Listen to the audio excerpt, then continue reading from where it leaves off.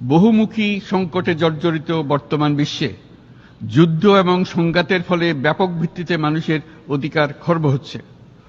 বিশ্ববাসীর উদ্বেগ এবং নিন্দা সত্ত্বেও গাজায় গণহত্যা থামছে না।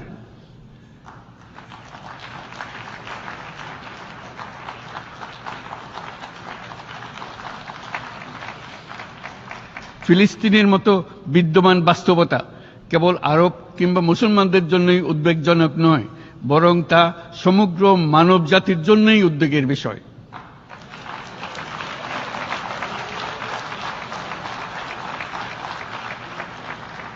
একজন মানুষ হিসেবে প্রত্যেক ফিলিস্তিনির জীবন অমূল্য।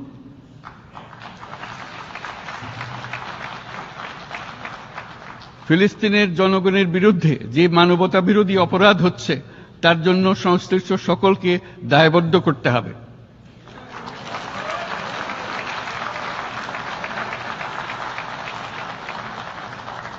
ফিলিস্তিনের জনগণের উপর চলমান নৃশংসতা, বিশেষত নারী এবং শিশুদের সাথে প্রতিনিয়ত যে নিষ্ঠুরতা বিশ্ব দেখাচ্ছে, তা থেকে নিস্তারের জন্য বাংলাদেশ অনতিবিলম্বে সম্পূর্ণ যুদ্ধবিরতির আহ্বান জানাচ্ছে।